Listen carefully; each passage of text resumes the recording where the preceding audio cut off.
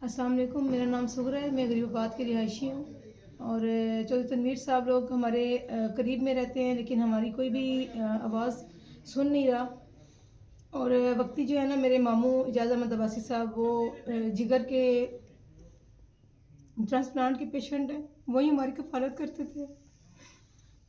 आज वो ज़िंदगी और मौत से लड़ रहे हैं। हमें मदद इमदाद की बहुत शदीद ज़रूरत है, लेकिन हमारी हेल्प कोई भी नहीं कर रहा। उनके बच्चे 2 हफ्ते से दूध के बगैर हैं। कोई 150 की अगर हेल्प भी करता है, 100 बातें सुनाते हैं साथ। मामू के ट्रांसप्लांट के लिए हमें कम से कम भी जो है 70-80 हज़ार रुपये की लाख की ज़रूरत है। अभी यहाँ से हमें अगर जाना है, लाहौर जाना है, तो उसके लिए भी हमें यहाँ 7-8 लाख रुपये मामू की जेब में होने चाहिए, लेकिन जो कि हमारे पास कुछ भी नहीं है। मैं खुद माजूर हूँ। मेरे शौहर 8 साल से कहीं लापता है, कुछ पता नहीं वो कहाँ है। 3 मेरे बच्चे हैं, 2 बेटियाँ और 1 बेटा है।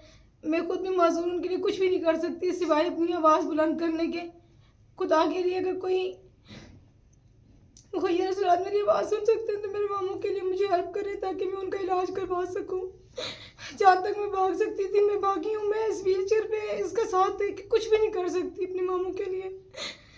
मेरे मामू बिल्कुल अकेले जिनकी मौत की कश्मकश में जिनकी और मौत से लड़ रहे हैं। छोटे छोटे उनके बच्चे हैं। बड़ा बेटा उनका 12 साल का है। आप लोग खुद ही सोच लें, इस 12 साल से छोटे सारे बच्चे उनकी क्या हेल्प करेंगे।